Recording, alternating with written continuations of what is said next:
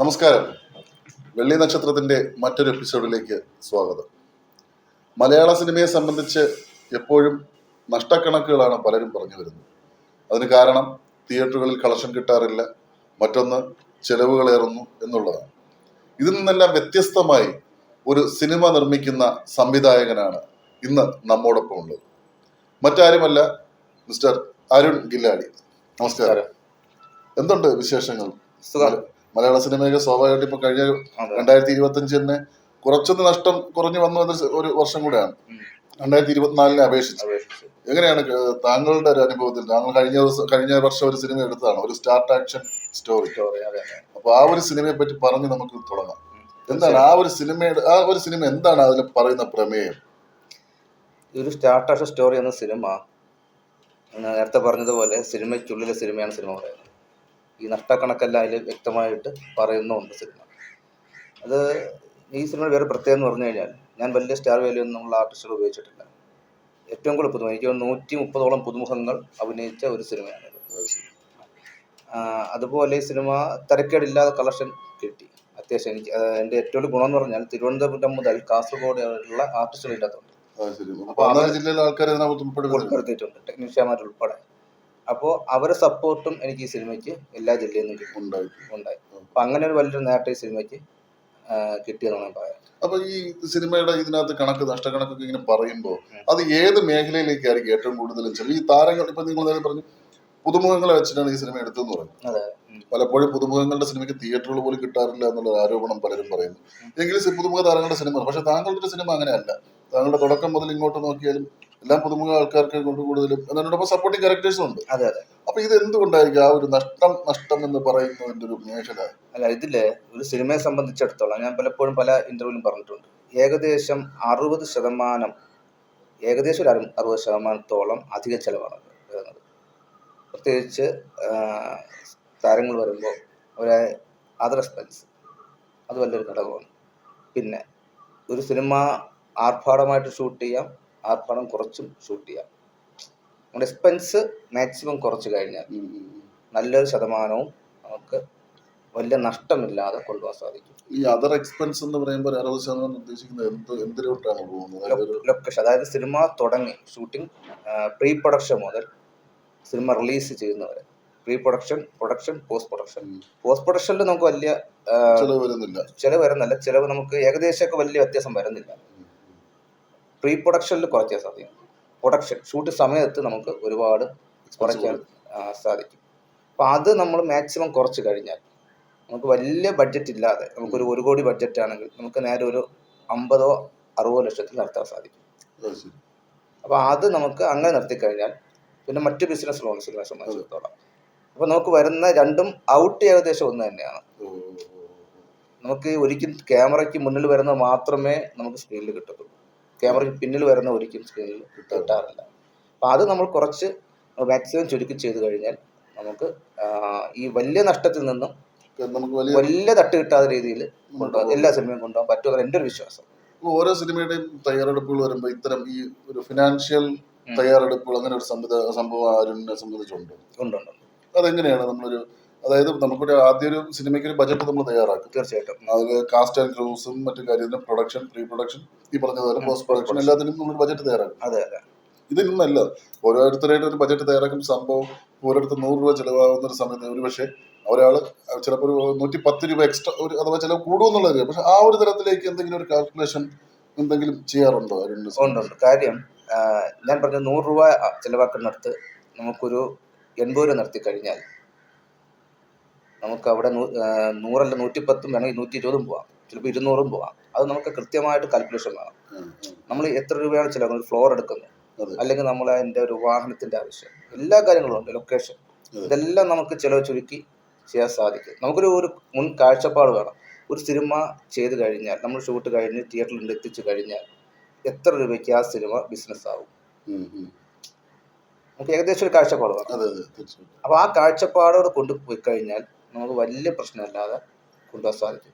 പിന്നെ സിനിമയെ സംബന്ധിച്ചിടത്തോളം, നല്ല സിനിമയെ സംബന്ധിച്ചിടത്തോളം എടുത്തു പറയേണ്ട കാര്യം എന്ന് വെച്ച് കഴിഞ്ഞാൽ ടാക്സ് ഭയങ്കര കൂടുതലാണ് പ്രഖ്യാപിച്ചായിരിക്കുന്നത്. അപ്പം GST നമ്മൾ ഓരോ കാര്യം ചെയ്യും തോറും നമുക്ക് എത്ര രൂപ മുടക്കിയാലും GST കൊടുത്ത് തന്നെയാണ് സിനിമ ഷൂട്ട് ചെയ്യുന്നത്. ഇല്ലേ, നമുക്ക് ഓരോ പർച്ചേസ് ചെയ്യുമ്പോൾ ഇപ്പോഴേ നമ്മൾ GST കൊടുക്കുകയാണ്. ടിക്കറ്റ് കളക്ഷൻ ചെയ്ത് വരുമ്പോൾ തിയേറ്ററിൽ വരുമ്പോൾ അതിൽ നിന്ന് നമ്മൾ GST കട്ട് ചെയ്യുന്നുണ്ട്. പിന്നെ നമുക്ക് ടാക്സ് വരുന്നുണ്ട്. അതൊക്കെ വരുമ്പോൾ ശരിക്കും പറഞ്ഞു കഴിഞ്ഞാൽ അത് സർക്കാർ നല്ല ശതമാനം പണം കൊണ്ടുപോകുന്നുണ്ട്. നമ്മൾ ഒരു സാധനം പർച്ചേസ് ചെയ്ത് GST അടച്ചതിന് ശേഷം വീണ്ടും അതിൻ്റെ മുകളിൽ GST ടാക്സും വരുന്നത് വലിയൊരു കഷ്ടം തന്നെയാണ്. അത് മാറ്റിക്കഴിഞ്ഞാൽ എനിക്കൊന്ന് ഒരു പരിധി വരെ തിയേറ്ററിനെ പിടിച്ചെടുത്താൽ സാധിക്കും. ഇന്ന് സിനിമ തിരക്കില്ലാതെ കൊണ്ടുപോകാൻ സാധിക്കുള്ള സിനിമ. ഈ അരുൺ ഗില്ലാഡിയുടെ ഒരു സിനിമ മേക്കിംഗ് എങ്ങനെയാണ്? കാരണം എന്ന് വെച്ചാൽ പുതുമുഖങ്ങൾക്ക് കൂടുതൽ പ്രാധാന്യം കൊടുത്ത് എന്നാൽ അവരുടെ കഥാപാത്രങ്ങൾക്ക് തനിമ ചോരാതെ മാക്സിമം അവരെ പ്രൊമോട്ട് ചെയ്ത് വരുന്ന സിനിമ, ഇത്രയും സിനിമ വരെ ഒരു സ്റ്റാർട്ട് ആക്ഷൻ സ്റ്റോറി വരെ അത് ആൾക്കാരെല്ലാം ശ്രദ്ധിക്കുന്നതുമാണ്. അതിൽ പലർക്കും മറ്റു സിനിമകളിലെ അവസരങ്ങളും കിട്ടിയിട്ടുണ്ട്. അതെ. അപ്പോൾ ഇത് എങ്ങനെയാണ് പലരും പറയുന്ന നേരത്തെ പറഞ്ഞതുപോലെ പുതുമുഖങ്ങളെ വെച്ച് ചെയ്താൽ തിയേറ്റർ കിട്ടാൻ പ്രയാസം എന്ന് പറയുമ്പോൾ, പക്ഷെ താങ്കളത് ഇത് തുടർന്നുകൊണ്ടിരിക്കുകയാണ്. ആ ഒരു മേക്കിംഗ് എങ്ങനെയാണ്? അല്ല, തിയേറ്റർ എനിക്ക് ഡിസ്ട്രിബ്യൂഷൻ ഉണ്ട് ഓൾറെഡി. അപ്പൊ എനിക്ക് വലിയ പ്രശ്നം വരാറില്ല. അങ്ങനെ സ്വന്തമായിട്ട് ഡിസ്ട്രിബ്യൂഷൻ എനിക്കുണ്ട്. പിന്നെ ഒരു കാര്യം എന്ന് വെച്ച് കഴിഞ്ഞാൽ ഞാൻ ഇപ്പം 4 സിനിമ കഴിഞ്ഞു. അപ്പോൾ എനിക്ക് തിയേറ്ററുകാർക്ക് ഒരു വിശ്വാസമുണ്ട്. തിയേറ്ററിൽ വന്നു കഴിഞ്ഞാൽ ഞാൻ അത്യാവശ്യം കീപ്പ് ചെയ്ത് കൊണ്ടുപോകുന്നവർക്ക് വിശ്വാസം ഉള്ളതുകൊണ്ട് എനിക്ക് തിയേറ്റർ തുടക്കത്തിൽ ബുദ്ധിമുട്ടായിരുന്നു. പിന്നെ അത് കഴിഞ്ഞ് വലിയ ബുദ്ധിമുട്ട് എനിക്ക് അങ്ങനെ ഒരു ബുദ്ധിമുട്ട് തന്നെയാണ്. എന്നിരുന്നാലും ഒരു പുതിയ ആളിനെ സംബന്ധിച്ചിടത്തോളം വരുന്നതിനേക്കാളും അത്രയും ബുദ്ധിമുട്ട് എനിക്ക് വരാറില്ല. ഇപ്പോൾ തിരുവനന്തപുരത്ത് പറഞ്ഞു കേട്ടൊരു കഥയാണ്, ലെനിൻ സിനിമാസിൽ ഏറ്റവും കൂടുതൽ ദിവസം ഓടിയൊരു സിനിമ താങ്കളുടേതാണെന്ന് പറയുന്നത്. അതെ, ഒരു സ്റ്റാർട്ട് ആക്ഷൻ സ്റ്റോറി. നേരത്തെ പറഞ്ഞു അതൊരു സിനിമയ്ക്കകത്ത സിനിമയാണെന്നുള്ളു. സിനിമയ്ക്കകത്ത് പല പൊളിറ്റിക്സും ഉണ്ട്. താരങ്ങളിലായിരുന്നാലും ടെക്നീഷ്യൻ ആയിരുന്നാലും മുമ്പ് പല കഥകളും പ്രചരിക്കും. അതെല്ലാം താങ്കൾ ഇതിനകത്ത് കൊണ്ടുവന്നിട്ടുണ്ട് മനോഹരമായിട്ട്. ആ ഒരു ഇതിലേക്ക് പോകേണ്ട ഒരു പ്രചോദനം എന്തായിരുന്നു അത്തരം ഒരു സിനിമ കഥയിലേക്ക്? അതിൻ്റെ അകത്ത് ശരിക്കും സിനിമ ഇൻഡസ്ട്രി ഇവിടെ നോക്കിക്കഴിഞ്ഞാൽ ഏകദേശം നിൽക്കുന്നവരല്ല, ഫീൽഡിൽ സ്ഥിരമായി നിൽക്കുന്നവരല്ല, അല്ലാതെ നോക്കിക്കഴിഞ്ഞാൽ നല്ല ശതമാനം ചീറ്റിംഗ് നടക്കുന്നുണ്ട് ഫിലിം ഇൻഡസ്ട്രിക്കകത്ത്. ഈ പുതുതായിട്ട് വരുന്ന അഭിനേതാക്കളായിരുന്നാലും അല്ലെ മറ്റ് ടെക്നീഷ്യൻ മേൽ വർക്ക് ചെയ്യാൻ വരുന്നവരായിരുന്നാലും ഒരു ബന്ധമില്ലാതെ സിനിമയിൽ എന്ന് പേര് പറഞ്ഞുകൊണ്ട് അഭിനയിച്ചെടുക്കുന്ന ഒരുപാട് ആളുകളുണ്ട്. സിനിമ പ്രവർത്തകർ എന്ന് പറഞ്ഞുകൊണ്ട് അവരെ മുന്നിലേക്ക് വന്ന് ചാടുന്നത് എടുത്ത് പരിശോധിച്ചറിയാം. നമുക്കൊരു വർഷം ഒരു 250ഓളം സിനിമ രജിസ്റ്റർ ചെയ്യുന്നുണ്ട്. 200-300 സിനിമയൊക്കെ വന്ന സമയമുണ്ട് രജിസ്റ്റർ. കഴിഞ്ഞ തവണ എനിക്ക് 160-170 സിനിമ രജിസ്റ്റർ റിലീസ് ചെയ്തിട്ടുണ്ട്. ഇത് നല്ല ശതമാനം സിനിമ നടക്കാറില്ല. ഈ രജിസ്ട്രേഷൻ മാത്രമേ നടക്കാറുള്ളൂ. അനൗൺസ്മെന്റ് മാത്രമേ നടക്കുന്നുള്ളൂ. ബാൻഡ് ഉണ്ടെങ്കിൽ രജിസ്റ്റർ ഇത്രേ നടക്കുന്നുള്ളൂ. അപ്പൊ ഇതിന്റെ അകത്ത് ഒരുപാട് ചീറ്റി നടക്കുന്നുണ്ട്. ഇപ്പൊ ഒരുപാട് പണം പോയ ആൾക്കാരുണ്ട്. ഇല്ല, പുതിയൊരു വ്യക്തി അഭിനയിക്കാൻ വന്നു കഴിഞ്ഞാൽ ചിലപ്പോൾ കാശ് കയ്യിൽ നിന്ന് പോകും. ഇല്ല, പിന്നെ എക്സിക്യൂട്ടീവ് പ്രൊഡ്യൂസർ, അതായത് സിനിമയായിട്ട് ബന്ധമില്ലാതെ ഒരു ആളുകളുടെ ഇടയിലാണ് പെട്ട് കഴിഞ്ഞാൽ സിനിമ ഇല്ലാത്ത വന്നു കഴിഞ്ഞാൽ നഷ്ടം തന്നെയാണ്. അപ്പം അത് എല്ലാം ഈ സിനിമയ്ക്കകത്ത് വ്യക്തമായിട്ട് ഞാൻ പറയുന്നുണ്ട്. ഇപ്പോഴും ആ സംഭവം നടക്കുന്നുണ്ട്. തീർച്ചയായിട്ടും എത്ര ഓഡിഷൻ നടക്കുന്നുണ്ട് ഇവിടെ. ഒരു തിരുവനന്തപുരം മാത്രം എടുത്ത് പരിശോധിച്ച് കഴിഞ്ഞാൽ ഒരു വർഷം എത്ര ഓഡിഷൻ നടക്കുമെന്ന് നോക്കിയാൽ മനസ്സിലാവും. അതിന്റെ പകുതി സിനിമ പോലും ഇവിടെ റിലീസ് ചെയ്യുന്നില്ല. ഇതിന് തടയാനൊരു സംവിധാനം നമുക്കില്ലേ സിനിമാ മേഖലയിൽ? ഉണ്ട്, നമ്മൾ ചേംബറൊക്കെ പറയുന്നുണ്ട്. അതായത് ഇത് രജിസ്റ്റർ ചെയ്ത സിനിമകൾ മാത്രം, അതായത് ബാനറും ടൈറ്റിലും രജിസ്റ്റർ ചെയ്ത സിനിമകൾ മാത്രമേ ഓഡിഷൻ ചെയ്യാൻ പാടുള്ളൂ. അല്ലാതെ ഒരുപാട് നടക്കുന്നുണ്ട്. ഇത് ചെന്ന് കണ്ടുപിടിക്കാൻ പറ്റില്ലല്ലോ. ആരാണ് എങ്ങനെയാണെന്ന് പുതിയ ആൾക്കാർക്ക് വരുന്നുണ്ട്. അപ്പൊ ഒരുപാട് ഓഡിഷൻ ഇഷ്ടംപോലെ നടക്കുന്നത് കൊണ്ട് ഒരുപാട് തട്ടിപ്പുകൾ നടക്കുന്നുണ്ട്. ഈ പണം പോയവരാരും പുറത്തു പറയുന്നില്ല, നല്ല ശതമാനവും പുറത്തു പറയുന്നില്ല. അപ്പം ഈ തട്ടിപ്പുകളെല്ലാം എന്റെ സിനിമയ്ക്ക് അത് വ്യക്തമായി കാണിക്കുന്നുണ്ട്. കാര്യം ഞാൻ ഏകദേശം വന്നിട്ടൊരു 18ഓളം വർഷമായി ഫീൽഡ് ചെയ്തിട്ട്. ഞാൻ മീഡിയ പ്രൊഫഷനിൽ അക്കാഡമിക് മീഡിയ പ്രൊഫഷൻ, അങ്ങനെ ഘട്ടം ഘട്ട സിനിമ അസിസ്റ്റന്റ് ഡയറക്ടർ അങ്ങനെ വന്നു. അപ്പൊ ഞാനും ഇതേപോലെ പലയിടത്തും പെട്ടിട്ടുണ്ട്, പറ്റിക്കപ്പെട്ടിട്ടുണ്ട്. അപ്പൊ എന്റെ ജീവിതം ആ ഒരു എക്സ്പീരിയൻസ് ആണ് സിനിമയിൽ കൂടെ ഞാൻ കാണിച്ചിട്ടുള്ളത്.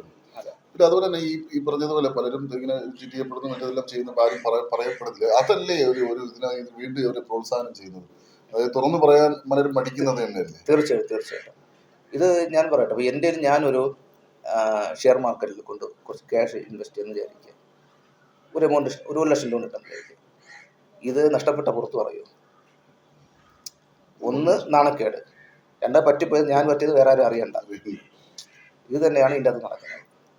എല്ലാ മേഖലയിലും ഉള്ളതുപോലെ നടക്കുന്നുണ്ട്, നല്ല ശതമാനം നടക്കുന്നുണ്ട്. അതായത് ശരിക്കുള്ള സിനിമ മേഖലയെ തകർക്കാൻ വേണ്ടി ഇങ്ങനെ ഒരു ഉണ്ട്. ഈ അരുൺ കില്ലാടിയുടെ ഒരു സിനിമ മേക്കിങ്ങില് ഇതിനകത്ത് താരങ്ങളുടെ സെലക്ഷൻ ഒക്കെ എങ്ങനെയാണ് അരുൺ ചെയ്തു വരുന്നത്? അഭിനേതാക്കളെ അഭിനേതാക്കളെ ഞാൻ കണ്ടെത്തുന്നത് ഞാൻ മീൻസ് എൻ്റെ കഥ തന്നെയാണ് ഞാൻ സിനിമ ചെയ്യുന്നത്. എൻ്റെ സ്റ്റോറി സ്വന്തമായിട്ട് എഴുതുന്നത് അതെ. അപ്പൊ എനിക്ക് മനസ്സിലൊരു ഐഡിയ ഐഡിയ ഉണ്ടാവും ഇന്ന കഥാപാത്രം. അപ്പൊ ഞാൻ എൻ്റെ ഫസ്റ്റ് സിനിമ മരപ്പാവ് എടുക്കുമ്പോൾ ഇതിലെ പ്രധാന കഥാപാത്രങ്ങളെല്ലാം ഞാൻ ഒരു 4-5 കഥാപാത്രം ഓൾറെഡി ഞാൻ സെലക്ട് ചെയ്ത് കഴിഞ്ഞു. പിന്നെ അല്ലാതെ ഒരുപാട് ഇമ്പോർട്ടൻ്റ് ഉള്ള കഥാപാത്രങ്ങളുണ്ട്. ഈ സിനിമ നടക്കുന്നത് ഒരു കോറിയാണ്, പാറമടയും കോറി. അപ്പോൾ ഇതിൻ്റെ അകത്തുള്ള അവിടുത്തെ കൾച്ചറും അവിടുത്തെ ജനങ്ങൾ ജീവിക്കുന്ന ഒരു ജീവിതശൈലിയുണ്ട്. അപ്പോൾ അവർ ബോഡി ലാംഗ്വേജ്, അപ്പോൾ നമുക്ക് എത്ര ഒരു ആർട്ടിസ്റ്റിനെ കൊണ്ടിട്ടാലും ചിലപ്പോൾ ആ ഒരു ബോഡി ലാംഗ്വേജ് കിട്ടില്ല. ഈ പാറ അടിക്കുന്ന ഒരാളുടെ ബോഡി ലാംഗ്വേജ് ഒരു ആർട്ടിസ്റ്റിനെ സംബന്ധിച്ചിടത്തോളം വളരെ ബുദ്ധിമുട്ടാണ്. പക്ഷെ അതിലൊരു അമ്മ കഥാപാത്രം ചെയ്ത ഒരു നാടക ആർട്ടിസ്റ്റ് ഉണ്ട്, രാജേഷ്. പക്ഷെ അവരെ കഥാപാത്രം കറക്റ്റാണ്. അവർ ശരിക്കും അവർ ഈ മെറ്റൽ കുട്ടയിൽ ശരിക്കും ചല്ലിയെടുത്ത് തലയിൽ വെച്ച് കൊടുത്തു. അവര് ചുമന്നു. ഞാൻ അങ്ങനെ ചെയ്യിപ്പിച്ചു തന്നെയാണ്, ചെയ്യാൻ പറ്റില്ല. ആ അത്രയും വെയിറ്റുള്ളത് അവർ മനോഹരമായിട്ട് ചെയ്തു. അവരുടെ ബോഡി ലാംഗ്വേജ് കറക്റ്റ് ആയിരുന്നു. ഒരു ഗൗരവക്കാരിയായ ഒരു അമ്മയുടെ കഥാപാത്രം അവർ നന്നായിട്ടുണ്ട്. ഒരു വാറ്റുന്ന കഥാപാത്രം അവരൊക്കെ ശരിക്കും ആ ഒരു ബോഡി ലാംഗ്വേജ്, അത് അവരെ ഒരു അപ്പിയറൻസ് കാണുമ്പോൾ നമുക്ക് അറിയാൻ പറ്റും. ഒരു സർക്കാർ ഉദ്യോഗസ്ഥരെ കണ്ട പെട്ടെന്ന് നമുക്ക് അറിയാൻ പറ്റും, ഒരു പോലീസ് ഉദ്യോഗസ്ഥരെ കണ്ട പെട്ടെന്ന് അറിയാൻ പറ്റും. അതിനനുസരിച്ചുള്ള ഒരു ബോഡി ലാംഗ്വേജ് വേണം. അവരെ മറ്റ് കഥാപാത്രങ്ങൾ ഏകദേശം ഞാൻ അവിടെ നിന്ന് തന്നെയാണ് എടുത്തത്. പാറമടയിൽ തന്നെയാണ്, അവിടെ തന്നെ ഞാൻ സെലക്ട് ചെയ്തു. അവിടെയും ചുറ്റുപാടും ജീവിക്കുന്നവർ തന്നെയാണ് ഞാൻ കൂടുതലും ഉപയോഗിച്ചത്. ആ സിനിമ കാണുമ്പോൾ അറിയാം കറക്റ്റ്. എന്നെ പലരും ചോദിച്ചു നിങ്ങൾ എങ്ങനെ ഈ കഥാപാത്രം കിട്ടി, കാരണം നിങ്ങൾ അതേ ബോഡി ലാംഗ്വേജ് ഉള്ള. ശരിക്കും ഞാൻ അവിടെ നിന്ന് തന്നെയാണ് എടുത്തത്. പലപ്പോഴും പല സംവിധായകരും വലിയ സ്റ്റാർ വാല്യൂ കിട്ടാൻ വേണ്ടി പലരും ഇങ്ങനെ കൊണ്ടുവരും. പക്ഷെ നമ്മൾ തല്ലിപ്പഴിപ്പിക്കുന്നത് പോലെ ചെയ്യുന്ന ഒരു അവസ്ഥ വരും. പലർക്കും അവർക്ക് ചെയ്യാൻ പറ്റാത്ത കാര്യം വലിയ ലോഡ് എടുത്ത് തലയിൽ വെക്കുന്നത് പോലെ ആയിരിക്കും. അപ്പോ ആ ഒരു നാച്ചുറലായിട്ട് തന്നെ അവർ കണ്ടെത്തും. ഒരു കഥ എഴുതുമ്പോൾ മനസ്സിൽ അങ്ങനെ തന്നെ കണ്ടുകൊണ്ടാണ് എഴുതുന്നത്. കഥാപാത്രം ഞാൻ വ്യക്തിയെ കണ്ടുകൊണ്ട് ഒരിക്കലും എഴുതാറില്ല. ഇന്ന് വരെ എൻ്റെ ഒരു ഇതിലും സ്ക്രിപ്റ്റിലും ഞാൻ ഒരു വ്യക്തിയെ കണ്ടുകൊണ്ട് സ്ക്രിപ്റ്റ് എഴുതിയിട്ടേ ഇല്ല. കഥാപാത്രങ്ങൾ പറഞ്ഞ് ഞാൻ പോയിട്ടുള്ളൂ. മനസ്സിലായി. ഒരു കഥ ആദ്യം എഴുതി വെച്ചിട്ട് നമ്മൾ ഇതിനു വേണ്ടി സഞ്ചരിക്കാറുണ്ട്. ഞാൻ കഴിഞ്ഞ പടം ലൂട്ടാൻ്റെ മോനായി, അത് തത്വശാസ്ത്രജ്ഞനാണ്. അപ്പോൾ ഞാൻ അത് ശരിക്കും ഒരു തത്വശാസ്ത്രജ്ഞൻ അല്ലെങ്കിൽ ഒരു പേരറ്റ് അസ്ട്രോളജിസ്റ്റ് എന്ന് പറയുമ്പോൾ നമ്മുടെ മനസ്സിൽ ചിന്ത ഉണ്ടാവും, ഇദ്ദേഹം ഭാവി പറയുന്ന ഒരാളാണ് ഇല്ലേ. പൊതുവേ നല്ല നമ്മുടെ കന്യാകുമാരി പോയി കഴിഞ്ഞാലും പല ക്ഷേത്രങ്ങളുണ്ട്, ഇപ്പോഴും ഉണ്ട്. അപ്പോൾ ഇവർ നമ്മൾ കാണുന്ന ഒരു ജീവിത ശൈലി ആയിരിക്കില്ല, അല്ലെങ്കിൽ ഒരു ക്യാരക്ടർ ആയിരിക്കില്ല ഇവർക്കുള്ള ശരിക്കും. അപ്പൊ ഞാൻ ഇതിന്റെ കൂടെ സഞ്ചരിച്ചിട്ടുണ്ട്, അവരറിയാൻ ഞാൻ സഞ്ചരിച്ചു. ഞാൻ കന്യാകുമാരിയിൽ ഞാൻ ദിവസങ്ങളോളം ഞാൻ പോയി സംസാരിച്ചിട്ടുണ്ട്, അവരറിയാതെ ഞാൻ ഫോളോ ചെയ്തിട്ടുണ്ട്. അപ്പൊ ഇവര് ഈ കൈനോട്ടം കഴിഞ്ഞാൽ ഇവർ ഉപയോഗിക്കുന്ന വാക്കുകൾ പലതും നല്ല വാക്കുകളല്ല ഉപയോഗിക്കുന്നത്. ഒരു വ്യക്തി പോയി കഴിഞ്ഞാലോ പറ്റിച്ചെന്നോ മാത്രമല്ല, ഇവര് ഉപയോഗിക്കുന്ന വാക്കുകൾ മോശമായ വാക്കുകൾ. എല്ലാവരും പറയുന്നില്ല, ചില വ്യക്തികൾ ഇതേ അപ്പോഴാണ് എനിക്ക് മനസ്സിലായത് ശരിക്കും ഞാൻ ഉദ്ദേശിച്ച സ്ക്രിപ്റ്റിനേക്കാൾ അപ്പുറമാണ് ഇവരൊരു ജീവിതം. മനസ്സിലായി. പിന്നെ ഞാൻ അവരുടെ ലാംഗ്വേജും കൂടി ഉപയോഗിച്ചുകൊണ്ടാണ് ഞാൻ ആ സ്ക്രിപ്റ്റ്. അപ്പൊ ഈ ഒരു സ്റ്റാർട്ട് ആക്ഷൻ സ്റ്റോറി ചെയ്യുന്നപ്പോ അതിനകത്ത് എന്തെങ്കിലും ഒരു നേരത്തെ ഒരു നറേഷൻ അല്ലെങ്കിൽ വേറെ എന്തെങ്കിലും ഒരു കാൽക്കുലേഷൻ ഉണ്ടായിരുന്നു? ഇങ്ങനെ ഒരു സാധാരണ സിനിമയിലെ ഒരു കഥകൾ പുറത്ത് പറയാൻ പലരും മടിക്കും. അപ്പൊ അത്രയും ഒരു വലിയൊരു ചലഞ്ച് എടുക്കുമ്പോ എതിർപ്പുകൾ അങ്ങനെ എന്തെങ്കിലും? ഇല്ല, അങ്ങനെ എനിക്ക് വിഷയമില്ല. അങ്ങനെ പ്രത്യേകിച്ച് ഭയക്കേണ്ട ആവശ്യമില്ലല്ലോ. പിന്നെ പലർക്കും സിനിമന്റെ അകത്ത് ഇപ്പൊ ഞാൻ നേരത്തെ പറഞ്ഞല്ലോ, അവർക്ക് ചെറിയൊരു വിമിഷ്ടം ഉണ്ടായിട്ടുണ്ട് സിനിമ കണ്ടപ്പോ. ഒരു അഴിമതി കാണിക്കുന്നുണ്ട്, ചെറിയൊരു വിമിഷ്ടം ഉണ്ടായിട്ടുണ്ട്. ഇല്ല, നമുക്ക് മുഖഭാവം അറിയാലോ, സംസാരിക്കുമ്പോ അറിയാലോ. അപ്പൊ ഇതിന്റെ ഒരു കഥാപാത്രം ചെയ്ത ഒരു ലേഡിയുടെ ഒരു കഥാപാത്രം ചെയ്തപ്പോ ആ സിനിമ കണ്ടാലേ മനസ്സിലാവുള്ളൂ. അപ്പൊ അതേപോലെ വേറൊരു അഭിനയിക്കുന്ന ഒരു ആർട്ടിസ്റ്റ്, ജൂനിയർ ആർട്ടിസ്റ്റായിട്ട് അവർ ആ കഥാപാത്രം അങ്ങനെ ആയി പോയി എന്ന് പറഞ്ഞു. ഞാൻ പറഞ്ഞ നടക്കുന്ന കാര്യം തന്നെയാണ് ഞാൻ ഇവിടെ ചിത്രീകരിച്ചിട്ടുള്ളത്. അതെ, അവരല്ല, ചീറ്റിംഗ് എന്താ സിനിമയ്ക്കകത്ത് എങ്ങനെ സ്ത്രീകളെ ചീറ്റ് ചെയ്യുന്നു എന്നുള്ള കാര്യം ഞാൻ അകത്ത് കാണിച്ചിട്ടുണ്ട്. അപ്പോ വേറൊരു ആർട്ടിസ്റ്റ്, ഒരു ഫീമെയിൽ ആർട്ടിസ്റ്റ് അങ്ങനെ പറഞ്ഞു, കാരണം വെച്ചാൽ അങ്ങനെയാണോ സ്ത്രീ? ഞാൻ പറഞ്ഞു നിങ്ങൾ സിനിമയ്ക്കകത്ത് വർക്ക് ചെയ്യുമ്പോൾ നിങ്ങൾക്ക് അറിഞ്ഞു സ്വാഭാവികമായിട്ടും, എല്ലാവരും പറയുന്നില്ല. അപ്പൊ അതും സിനിമയ്ക്കകത്ത് നടക്കുന്നുണ്ട്, എല്ലാ ചീറ്റിങ്ങും നടക്കുന്നു. അത് ഞാൻ കുറച്ച് തുറന്ന് കാണിച്ചു എന്നുള്ളതേ ഉള്ളൂ. ഈ അരുണിന്റെ സിനിമാ ജീവിതം തുടങ്ങുന്നത് എവിടെ നിന്നാണ്? ഞാൻ ശരിക്കും ഫിലിം അക്കാദമിയിൽ നിന്നാണ് ഞാൻ തുടങ്ങുന്നത്. അതാണ് അവിടെ പഠനകാലം തൊട്ടേ സിനിമ എന്നുള്ളൊരു മനസ്സിലുണ്ടായിരുന്നു. എനിക്ക് താല്പര്യം ഉണ്ടായിരുന്നു, സിനിമ നാടകം താല്പര്യം ഉണ്ടായിരുന്നു. ഉണ്ടായിരുന്നു എനിക്ക്. തിയേറ്റർ ആർട്ടിസ്റ്റ് ആവുക എന്നുള്ളത്. ആർട്ടിസ്റ്റ് അതിനെക്കുറിച്ച് കൂടുതൽ മനസ്സിലാക്കുക എന്നുള്ളത് എനിക്ക് ഭയങ്കര താല്പര്യമുള്ള കാര്യമാണ്. അപ്പോൾ അതിനുള്ള ശരിക്കും ഞാൻ സിനിമാ സംവിധായകൻ ആവുന്നതിനപ്പുറം ഞാൻ ചിന്തിച്ചത് സിനിമ എന്താണെന്ന് മനസ്സിലാക്കുക എന്നുള്ളതാണ് പഠിക്കാൻ പോയത് ഫിലിം അക്കാദമി. സിനിമ സംവിധാനം ഇഷ്ടം തന്നെയാണ്, സിനിമാറ്റോഗ്രാഫി ഇഷ്ടം തന്നെയാണ്. അപ്പോൾ ഞാൻ കഴിഞ്ഞ ലൂട്ടർ മോളിൽ ഞാൻ സിനിമാറ്റോഗ്രാഫി ക്യാമറ പഠിച്ചിട്ടുണ്ട്. അപ്പോൾ ഞാൻ അവിടെ പഠിച്ചു, അക്കാദമി പഠിച്ചു. ഞാൻ മീഡിയയിൽ വർക്ക് ചെയ്യുന്ന സമയത്ത് അസിസ്റ്റന്റ് ഡയറക്ടർ വർക്ക് ചെയ്യുന്നുണ്ട്, അസോസിയേറ്റ് ആയിട്ട് ചെയ്തിട്ടുണ്ട്, ക്യാമറമാനായിട്ട് ചെയ്തിട്ടുണ്ട് തുടക്കകാലത്ത്.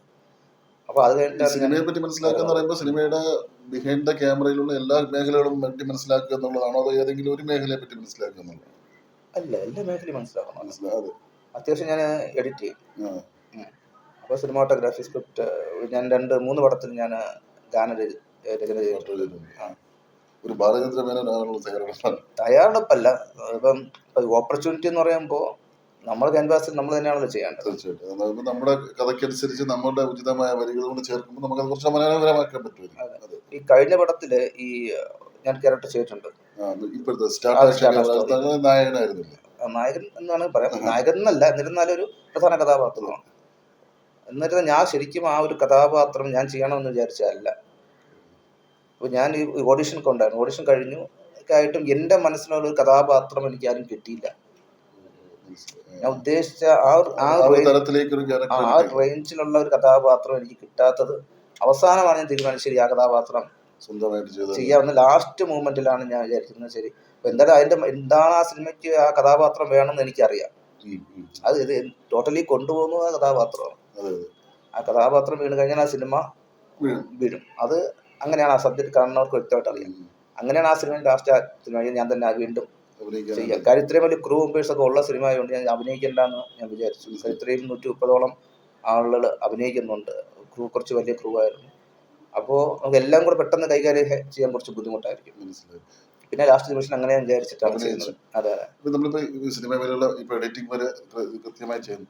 ഇതിൽ ഏറ്റവും എളുപ്പമായി തോന്നിയ മേഖല ഏതാണ്? പ്രയാസമായി തോന്നിയ മേഖല എന്തെങ്കിലും അങ്ങനെ ഒരു താരതമ്യം തോന്നിയിട്ടുണ്ടോ? ഇല്ല, അങ്ങനെ പ്രത്യേകിച്ചും ഒന്നുമില്ല. പക്ഷെ പ്രയാസം എപ്പോഴും ഞാൻ പറയും പ്രൊഡ്യൂസർക്കാന്ന് പറയും.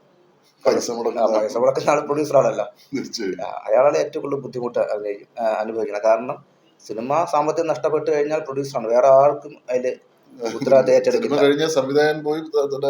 എല്ലാവരും പോകും. ബാധ്യത ഏറ്റെടുക്കുന്ന എപ്പോഴും പ്രൊഡ്യൂസർ തന്നെയാണ്. കാരണം എനിക്ക് ഒരുപാട് പ്രൊഡ്യൂസേഴ്സിന് എനിക്കറിയാം. അപ്പോൾ അവര് സിനിമ ചെയ്യുകയും സാമ്പത്തികം തകർന്നവരുണ്ട്, സക്സസ് ആയവരുണ്ട്. സാമ്പത്തികം തകർന്ന് വീട് പണയത്തവരായവരുണ്ട്, വീട് വിറ്റവരുണ്ട്. അപ്പം പലരും സിനിമാ മേഖലയിൽ നിന്ന് അപ്രത്യക്ഷമായ പലരും ഉണ്ട്. കാര്യം ഞാൻ ഫിലിം ചേംബർ മെമ്പറും കൂടെയാണ്. അപ്പോൾ എനിക്ക് അത്യാവശ്യം പ്രൊഡ്യൂസേഴ്സ് മീറ്റിങ്ങിലെല്ലാം കാണാറുണ്ട്, സംസാരിക്കാറുണ്ട്. അപ്പോൾ എനിക്ക് ഓരോരുത്തരുടെ ബുദ്ധിമുട്ടും വ്യക്തമായിട്ട് അറിയാം. നമ്മൾ എപ്പോഴും സക്സസ് ആയവരെ പുറകെ മാത്രമേ പോകാറുള്ളൂ, പരാജയപ്പെട്ടവരെ പുറകെ ആരും പോകാറില്ല. നമ്മളിപ്പോ ഈ പറഞ്ഞതുപോലെ ഇപ്പൊ നമ്മളിപ്പോ സിനിമയിൽ വന്നിട്ട് 19 വർഷം 2007 മുതൽ സജീവമായിട്ട് ഉണ്ട് മീഡിയം സിനിമയിൽ. ആദ്യമായിട്ട് അസോസിയേറ്റ് ഡയറക്ടറായിട്ടാണോ കയറിയത്? ആദ്യം മീഡിയ പ്രൊഫഷനിൽ വന്നു. പിന്നെ ഞാൻ നന്ദകുമാർ സാറിന്റെ അസിസ്റ്റന്റ് ഡയറക്ടറാണ് വർക്ക് ചെയ്യുന്നത്. ആദ്യം ഇൻഡിപെൻഡന്റ് സിനിമയാണ് നമ്മൾ ആദ്യം മരപ്പാവ എന്നൊരു സംഭവം ചെയ്യുമ്പോൾ ആദ്യമേ നേരത്തെ തന്നെ മനസ്സിലുണ്ടായിരുന്നു, അതായത് ഈ പറയുന്നത് പോലെ മറ്റ് വലിയ ഇതൊന്നും ഇല്ലാതെ നമുക്കൊരു, അതായത് എന്താ പറയുക, വലിയ എക്സ്പ്ലോഷൻ ചെയ്യാതെ ഒരു സിമ്പിൾ ആയിട്ട് ചെയ്യണമെന്നുള്ള ഒരു ഇത് മനസ്സിൽ കാൽക്കുലേഷൻ ഉണ്ടായിരുന്നു. ഇതില് 2-3 കാര്യങ്ങളുണ്ട്. ഒന്ന്, ഒരു പ്രൊഡ്യൂസറെ കിട്ടുക എന്നുള്ള ഏറ്റവും ബുദ്ധിമുട്ടുള്ള കാര്യം തന്നെയാണ്. ഞാൻ പൊതുവെ ഈ പ്രൊഡ്യൂസറെ പുറകിൽ അങ്ങനെ പോകാറില്ല, സ്വയം ചെയ്യുക എന്നുള്ളത്. അപ്പോൾ എനിക്ക് ആ സിനിമയുടെ ബഡ്ജറ്റ് എൻ്റെ കയ്യിൽ, ഞാൻ കാൽക്കുലേറ്റ് ചെയ്ത ബഡ്ജറ്റ് എൻ്റെ കയ്യിലുണ്ടായിരുന്നു. അങ്ങനെ തന്നെയാണ് ഞാൻ ചെയ്തത്. അത് ആ സിനിമ സക്സസ് ആയിരുന്നു. കാരണം തിരക്കുള്ള രീതിയിൽ സിനിമ തിയേറ്ററിൽ പോയി. കാര്യം പറഞ്ഞ എൻ്റെ ബന്ധങ്ങളും വെച്ചിട്ട്, ഇത്രയും കാലത്തെ എക്സ്പീരിയൻസും വെച്ചിട്ട് സിനിമ പോയി. രണ്ടാമത്, ഇന്ന് OTT ഷെയർ എന്ന രീതിയിലാണ് ഇന്ന് പോകുന്നത്. ഇല്ല, അന്ന് യൂട്യൂബൊക്കെ ക്യാഷ് തന്ന് എടുക്കുന്ന ഒരു സമയമാണ്. ആ സിനിമ ക്യാഷ് തന്ന് എടുത്തു, എനിക്ക് തിരക്കിടില്ല, ആ സിനിമ പോയി. മറ്റ് ബിസിനസ് എല്ലാം കൂടെ എനിക്ക് തോന്നുന്നു 16-17 പ്ലാറ്റ്ഫോമിൽ ഇപ്പോഴും ആ സിനിമ കിടക്കുള്ളൂ. തിരക്കില്ല പോയ സിനിമയാണ്. അപ്പോൾ അതിന് വലിയൊരു പ്രചോദനം തന്നെയായിരുന്നു. കാരണം ഞാൻ ആ സിനിമയെ സംബന്ധിച്ചിടത്തോളം ഞാൻ മാക്സിമം ബഡ്ജറ്റ് കുറച്ച് അതിൻ്റെ എക്യുപ്മെന്റ്സ് എല്ലാം ഞാൻ വാങ്ങിയാണ് ചെയ്തത്. സ്വന്തമായിട്ട് വാങ്ങിയാണ് ഞാൻ ചെയ്തത്. ഉപയോഗപ്പെടുത്താൻ രീതി ഞാൻ വാങ്ങിയാണ് ചെയ്തത്. അപ്പോൾ എന്നെ സംബന്ധിച്ചിടത്തോളം വലിയ നഷ്ടം നഷ്ടമൊന്നും പറയാൻ പറ്റില്ല, നഷ്ടം വന്നില്ല. മനസ്സിലായി. അപ്പൊ ഈ പെരുപ്പിച്ച് കാണിക്കുന്ന കണക്കുകളാണോ അപ്പൊ മറ്റു സിനിമകളെല്ലാം അല്ല, അതെനിക്കറിയില്ല കേട്ടോ. ആയിരിക്കാം, ഒരുപക്ഷെ ആയിരിക്കാം, നമ്മൾ ബഡ്ജറ്റ് കാണിക്കുന്നതായിരിക്കാം. എനിക്കതിനെക്കുറിച്ച് വലിയ ധാരണയില്ല. എഡിറ്റിംഗ് ചെയ്തിട്ടുണ്ടോ? എഡിറ്റിംഗ് ചെയ്യുമ്പോൾ നമ്മൾ ആസ് എ എഡിറ്റർ നമ്മൾ ഏറ്റവും പ്രധാനമായിട്ടും ശ്രദ്ധ കേന്ദ്രീകരിക്കേണ്ട ഒരു പ്രധാന മേഖല കൂടിയാണത്. കാരണം ഒരു സിനിമ തിയേറ്ററിൽ വരുമ്പോൾ പ്രേക്ഷകനെ പിടിച്ചിരുത്തുന്ന ഒരു ഘടകം കൂടിയാണ്. അതെ അതെ. അത് ചെയ്യുമ്പോൾ എന്തൊക്കെ പ്രിപ്പറേഷനാണ് എടുക്കാറുള്ളത്? അല്ല, ഓൾറെഡി ഞാൻ തന്നെയാണ് ഡയറക്റ്റ് ചെയ്യുന്നത്. സ്വന്തം സിനിമകളാണ് നമ്മൾ ഇതിനകത്ത് എഡിറ്റ് ചെയ്യാറുള്ളത്. അതെ അതെ, ഒരു സിനിമ ഞാൻ എഡിറ്റ് ചെയ്തിട്ടുള്ളൂ. അപ്പോൾ നമുക്ക് പ്രത്യേകിച്ച് പ്രിപ്പറേഷൻ്റെ ആവശ്യമില്ല. കാരണം ഓൾറെഡി നമ്മൾ ചെയ്ത ഷോട്ടുകളെല്ലാം അത് കിടന്നുണ്ട്. പിന്നെ കൃത്യമായിട്ട് ഷോട്ട് എടുത്ത് വെച്ചാൽ മാത്രം മതി. പിന്നെ നമുക്ക് കുറച്ചും കൂടെ വെച്ച് കഴിഞ്ഞാൽ എൻ്റെ ഐഡിയ തന്നെയാണ് ഫുൾ അവിടെ ഞാൻ ഉപയോഗിക്കുന്നത്.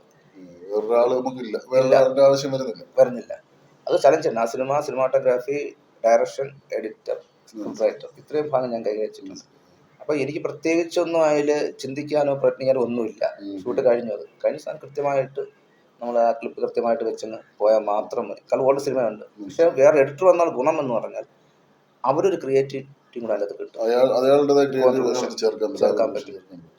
അത് കുറച്ച് ഈസിയാണ്, കുറച്ച് ഈസിയാണ്. ഇത് നമ്മളെ മാത്രം ഫോക്കസിൽ നമ്മൾ കഥ എഴുതുന്ന തൊട്ടേയുള്ള ഒരു ഐഡിയ നമ്മൾ അതിനകത്തോട്ട് വർക്ക് കിട്ടാം. പുതുതായിട്ടൊന്നും നമ്മൾ ആഡ് ചെയ്യാൻ ശ്രമിക്കില്ല. പക്ഷെ പുതിയൊരു എഡിറ്റർ വന്നു കഴിഞ്ഞാൽ നമുക്ക് സ്വാഭാവികമായിട്ടും അവരുടെ ആശയങ്ങൾ, അവരുടെ ഐഡിയയും കൂടി ഇതിൻ്റെ അകത്ത് കൊണ്ടുവരാൻ സാധിക്കും. ഈ കഴിഞ്ഞ സിനിമ വേറെ എഡിറ്ററായിരുന്നു, അദ്ദേഹം മനോഹരമായിട്ട് എഡിറ്റ് ചെയ്തു. അപ്പോൾ അതൊക്കെ ശരിക്കും പറഞ്ഞാൽ സിനിമയ്ക്ക് എല്ലാ ഭാഗത്തുള്ള എല്ലാ മേഖലയിലും കഴിവ് തെളിയിച്ചവരാണ് നമുക്ക് വേണ്ടത്. അപ്പോഴേ സിനിമ നല്ല രീതിയിൽ കൊണ്ടുപോകാൻ സാധിക്കുള്ളൂ. ഒരു ഡിസ്ട്രിബ്യൂഷൻ കമ്പനി തുടങ്ങാൻ കാരണം എന്താണ്? ഇല്ല, അത് വിതരണം എപ്പോഴും എല്ലാ സിനിമയെ സംബന്ധിച്ചോളം, പ്രത്യേകിച്ച് എൻ്റെ സിനിമകൾ എനിക്ക് കുറച്ച് ഈസി ആക്കാൻ വേണ്ടിയാണ് ഞാനത് തിയേറ്ററുകളും മറ്റും എളുപ്പം മാർഗമാണ്. പിന്നെ ഒരു ചെറിയ വരുമാന മാർഗം കൂടെയാണ്. മറ്റു സിനിമകളും നമ്മൾ അതുവഴി ഡിസ്ട്രിബ്യൂട്ട് ചെയ്യുന്നു. അതെ അതെ. അപ്പോൾ അതിൻ്റെ ഒരു വരുമാന മാർഗമാണ്. ഇപ്പം നിലവിൽ ഇപ്പം എൻ്റെ സിനിമയും പിന്നെ അല്ലാതെ കുറച്ച് സിനിമകൾ മാത്രമേ ഞാൻ ചെയ്തിട്ടുള്ളൂ. എന്നിരുന്നാലും കൂടുതൽ കൂടുതൽ സജീവമാക്കാനുള്ള നമ്മുടെ ഈ കോവിഡ് കാലത്താണ് നമ്മുടെ കേരളത്തിൽ OTT വിപ്ലവം ഉണ്ടായത്. അതെ അതെ. അതിന് മുമ്പേ OTT പ്ലാറ്റ്ഫോമുകൾ ഉണ്ടായിരുന്നുവെങ്കിലും കേരളത്തിൽ മലയാളികൾക്ക് അത്ര ദഹിക്കുന്ന ഒരു രീതി ആയിരുന്നില്ല. പക്ഷെ അതിന് വീട്ടിനകത്തെല്ലാം ലോക്ക്ഡൌൺ ആയിരിക്കുന്ന സമയത്ത് OTT ക്ലിക്കാകും.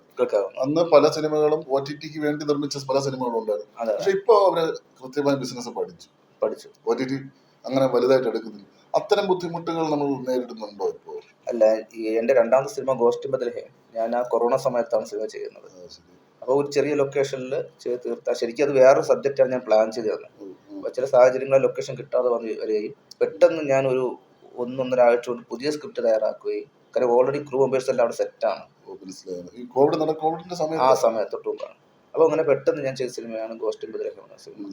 ഒരു വീട് ബേസ് ചെയ്തിട്ട് ഞാൻ പെട്ടെന്ന് സ്ക്രിപ്റ്റ് ചെയ്ത സിനിമയാണ്. പക്ഷെ ആ സിനിമ ഞാൻ ആ തിയേറ്ററിൽ കൊണ്ടുവന്നിട്ടും അന്ന് ആളില്ല തിയേറ്ററിൽ. കാര്യം മാസ്ക് വെച്ചോണ്ടിരിക്കണം, ഒരു ഡിസ്റ്റൻസ് 4 സീറ്റ് 5 സീറ്റ് ഗ്യാപ്പ് ഉണ്ട്. അപ്പോൾ ധൈര്യമായിട്ട് ആരും തിയേറ്ററിൽ വരുന്നില്ല. അപ്പോൾ ആ ഒരു സമയത്താണ് സിനിമ ഞാൻ റിലീസ് ചെയ്യുന്നത്. പക്ഷെ എനിക്കത് ഭയങ്കര നെഗറ്റീവ് ആയെങ്കിൽ പോലും അന്ന് OTT പെട്ടെന്ന് സജീവമായി. അപ്പോൾ എനിക്ക് വലിയ തിരക്കില്ലാതെ OTT പടം പ്ലാറ്റ്ഫോം കിട്ടി എനിക്ക്. അപ്പോൾ അന്ന്. പക്ഷെ ഇപ്പം പ്രത്യേകിച്ച് മലയാള സിനിമ വേറെ പറഞ്ഞതുപോലെ ഒരു വിഷയമെന്ന് പറഞ്ഞു കഴിഞ്ഞാൽ ഓഡിയൻസ് വളരെ കുറവാണ്. OTT ഓഡിയൻസ് വളരെ കുറവാണ്. കാര്യം പണം കൊടുത്ത് കാണുന്ന ഓഡിയൻസ് എത്ര പേരുണ്ടെന്ന് നോക്കണം. നമ്മൾ തിയേറ്ററിൽ കയറി പടം കാണുന്നു, നമ്മൾ 4 പേരുണ്ടെങ്കിൽ 4 ടിക്കറ്റ് എടുക്കും. OTT നമ്മൾ TV യിൽ വന്നു കഴിഞ്ഞാൽ ഒരാളായിരിക്കും ടിക്കറ്റ് എടുക്കുന്നത്. 4-5 പേര് ഒരുമിച്ചിരുന്ന് കാണാൻ പറ്റും. പക്ഷെ അത് കുറച്ച് ദിവസം കഴിയുമ്പോൾ യൂട്യൂബിലൊക്കെ വരുമ്പോൾ ഫ്രീ ആയിട്ട് കാണാം. മറ്റ് പ്ലാറ്റ്ഫോമിൽ സിനിമ റിലീസ് ചെയ്ത് വരുന്നുണ്ട്. അപ്പോൾ OTT മലയാള സിനിമയെ സംബന്ധിച്ചിടത്തോളം ഇപ്പൊ എല്ലാ സിനിമയും ഷെയർ ആക്കി. ചാനൽ വരെ ഷെയർ ആണ്. അപ്പോൾ ഷെയർ എത്ര പേര് കാണുന്നു നമുക്ക് കൃത്യമായിട്ട് അറിയാനും സാധിക്കില്ല. കൃത്യമായിട്ട് വരുമാനം കിട്ടണമെന്നില്ല. ഷെയർ നഷ്ടം തന്നെയാണ് ഒരു കണക്കിന്. ഇപ്പൊ ഈ പറഞ്ഞത് ഷെയർ സംവിധാനം ആക്കിയത് ഒരു നഷ്ടമാണെന്നാണ് ഇപ്പൊ പറഞ്ഞത്. നഷ്ടമാണത്. കാര്യം OTT സംബന്ധിച്ചുള്ള വിഷയമല്ല. കാര്യം അവർ പ്രോഫിറ്റ് ആണ് നോക്കുന്നത്. കൊറോണ സമയത്ത് ഒരുപാട് പേര് വലിയ സിനിമകൾ എടുത്തു. OTT ബഡ്ജറ്റ് സിനിമകൾ എടുത്തു. OTTക്ക് മനസ്സിലായി അത്രയും ഓഡിയൻസ് ഇല്ല, അവർക്ക് നഷ്ടമാണെന്ന് OTT മനസ്സിലായി. പല OTT പ്ലാറ്റ്ഫോമുകളും അന്ന് ലോക്ക് ഇടേണ്ടി കൂട്ടേണ്ടി വന്നു. ഇല്ല ഇപ്പൊ പിന്നെ മുമ്പ് അല്ലെങ്കിൽ സാറ്റലൈറ്റ് റേറ്റ് ആണ് നോക്കിക്കൊണ്ടിരുന്നത്. അതായത് തിയേറ്റർ കഴിഞ്ഞിട്ട് അതെ സാറ്റലൈറ്റിലേക്കാണ് കൂടുതൽ. അതെ പിന്നെ അത് OTT വന്നപ്പോൾ അത് മാറി. അത് മതി. ഇപ്പോ ഉള്ള പ്രശ്നം എന്ന് പറഞ്ഞാൽ OTT നേരത്തെ സിനിമ അവരെല്ലാവരും എല്ലാ സിനിമ എടുക്കുന്നുമില്ല. അതേസമയം സാറ്റലൈറ്റ് ഡൗൺ ആവുകയും ചെയ്യും. അതെ അവരിലേക്ക് ഓഡിയൻസ് ഇല്ല. ഇല്ല ഓഡിയൻസ് കാരണം ഒരു വീട്ടിലിരുന്ന് ഇപ്പൊ ടിവിക്ക് മുന്നിലിരുന്ന് സിനിമ കാണുന്ന ഒരു സംവിധാനം ഇപ്പൊ ഇല്ലല്ലോ. ഇല്ലല്ല. അപ്പൊ അതൊരു വല്ലാത്തൊരു ആണ് തകർച്ചയുടെ ഒരു ഇതല്ലേ. സിനിമ നഷ്ടം എന്ന് പറയുന്നതിന്റെ ഒരു പങ്കും ഇന്നൊരു എനിക്ക് തോന്നുന്നു ഒരു 90-2000 കാലഘട്ടമായിട്ട് ആണ് ശരിക്കും ഈ സാറ്റലൈറ്റ് ഒന്ന് സജീവമായി വരുന്നത്. സജീവമായിരുന്നു. അതെ അതെ. അത് കഴിഞ്ഞ് ഏകദേശം ഒരു 5 വർഷം വരെ, അതായത് ഒരു കൊറോണയ്ക്ക് മുമ്പ് വരെ സാറ്റലൈറ്റ് ഒരു ശക്തമായി നിന്നൊരു നിന്നിരുന്നു. സംഭവം. കാരണം ഒരു സിനിമ ബഡ്ജറ്റ് ഇടുമ്പോൾ സാറ്റലൈറ്റ് ഇത്ര രൂപയ്ക്ക് പോകും. അതെ. അന്ന് OTT യിൽ സാധനം ഇല്ല. അന്ന് OTT ഇല്ല. ഇല്ല.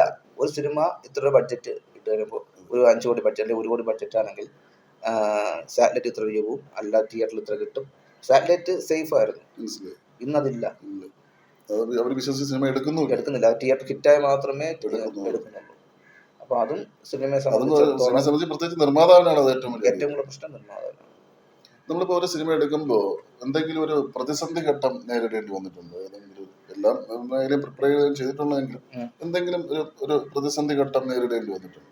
പല സമയത്തും അങ്ങനെ ഉണ്ടാവാറുണ്ട്. പക്ഷെ അത് നമ്മൾ അതിന്റെ ഒരു ഭാഗമായിട്ട് എടുത്താൽ മതി. സിനിമയെ സംബന്ധിച്ചിടത്തോളം ഏത് മേഖലയിലായിരുന്നാലും നമ്മൾ സിനിമയെ സംബന്ധിച്ചിടത്തോളം 10 ഒരു 20 ദിവസം ഒരു ഡേറ്റ് ഇടുന്നു, ഒരു അല്ലെങ്കിൽ 15 ദിവസം 20-30 ദിവസം ഇടുന്നു.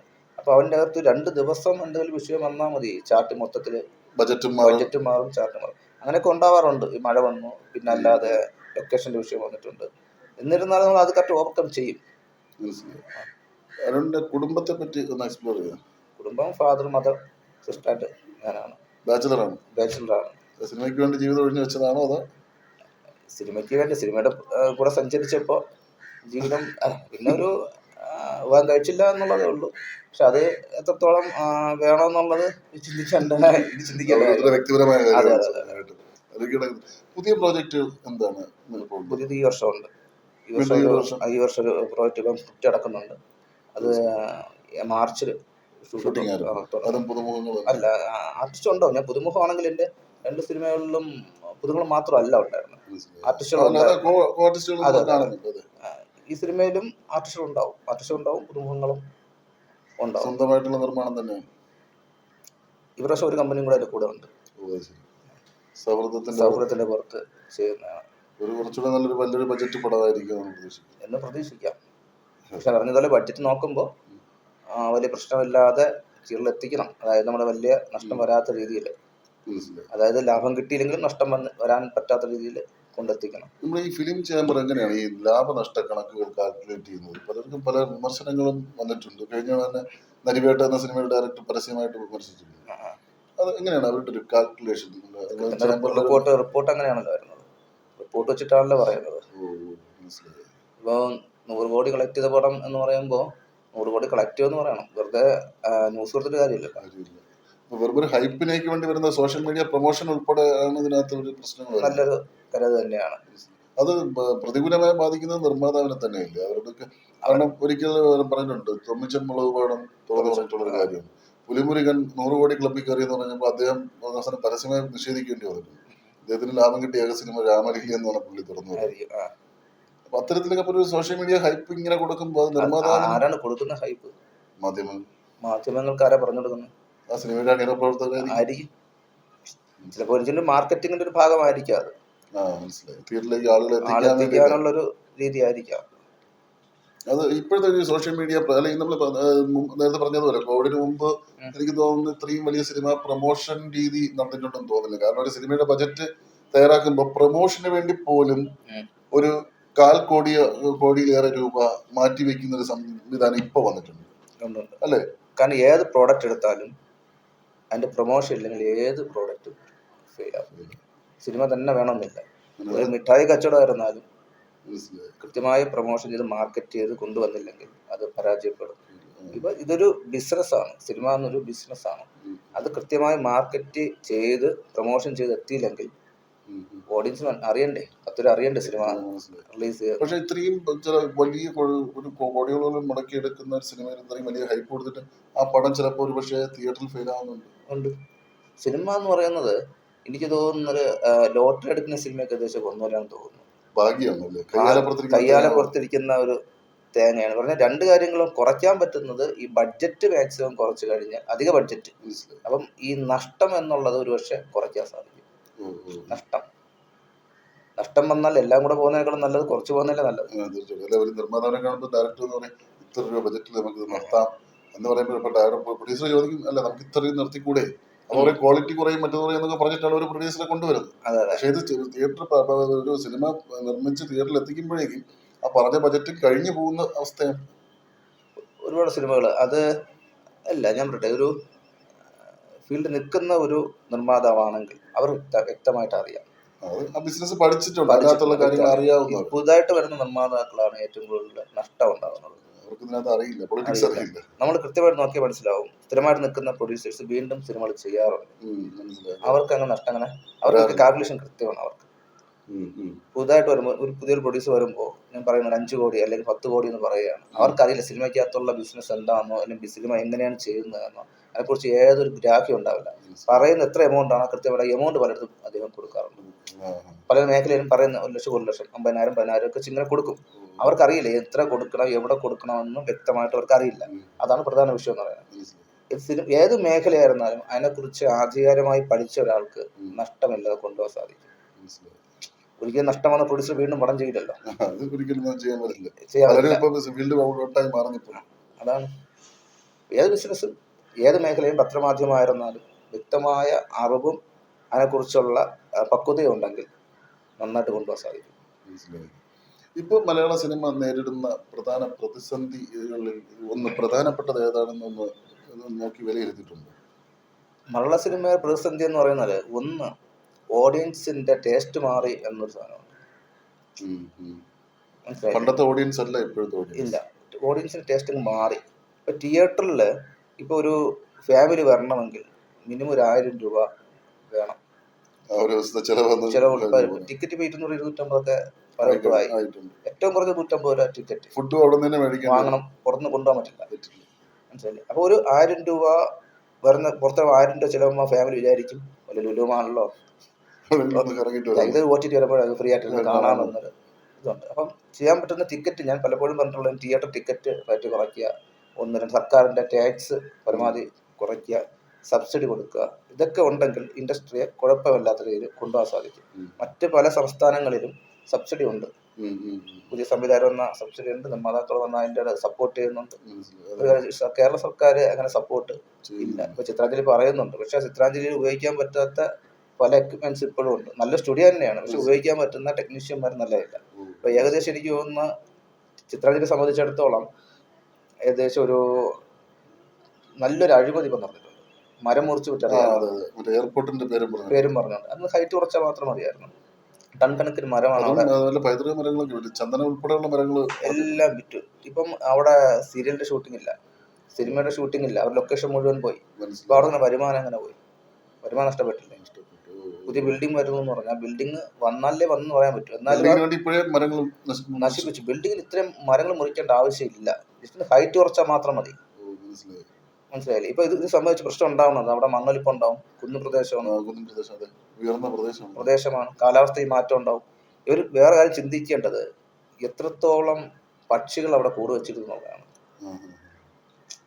ഒരു ആവാസ വ്യവസ്ഥ നഷ്ടപ്പെടുത്തിയില്ലേ, ഇതെല്ലാം നശിപ്പിച്ചുകൊണ്ടിരിക്കുകയാണ്. അത് കൃത്യമായി പഠനം സിനിമയ്ക്കകത്തും കൃത്യമായിട്ട് നടക്കുന്ന, സർക്കാർ കൃത്യമായിട്ട് പഠനം നടത്താതെ ചെയ്ത ഒരു ഇത്തരം ഒരു ആരോപണങ്ങൾ നിങ്ങൾ സർക്കാരിനോടോ അല്ലെങ്കിൽ നിങ്ങളുടെ സംഘടനകളോടോ ഒന്ന് ശ്രദ്ധയപ്പെടുത്തിയില്ല? കാരണം ഈ ഒരു ഇതിന്റെ പേരിൽ മരങ്ങൾ മുറിച്ചു മാറ്റുന്നു, അല്ല എത്ര രൂപയ്ക്ക് വിറ്റു, അതായത് വലിയ വർഷങ്ങൾ പഴക്കമുള്ള മരങ്ങൾ, കാതലായ മരങ്ങൾ, ചന്ദനം പോലുള്ള തേക്ക് പോലുള്ള മരങ്ങൾ, അക്കേഷ്യ പോലുള്ള മരങ്ങൾ നിസ്സാരമായിട്ടുള്ള വിലയ്ക്ക് കൊടുത്തിരിക്കുന്നത്. ഉദ്യോഗസ്ഥരുടെ ഇടപെടൽ തന്നെ ആയിരിക്കണം അതിനകത്ത്. നല്ല രീതിയിൽ അഴിമതി നടന്നുകൊണ്ടിരിക്കുന്നുണ്ട്. അല്ല, അത് നിങ്ങൾ ശ്രദ്ധയിൽപ്പെടുത്താൻ ഞാൻ പലപ്പോഴും ഇത് പല ചർച്ചകളിലും ഞാൻ പറഞ്ഞിട്ടുള്ളതാണ്. അത് എല്ലാ മേഖലയിലും അഴിമതിയൊക്കെ നടക്കുന്നുണ്ടല്ലോ, ആ കൂട്ടത്തിൽ തന്നെയും ഈ അഴിമതി എന്നുള്ള രീതിയിൽ അങ്ങനെ പോവുകയാണ്.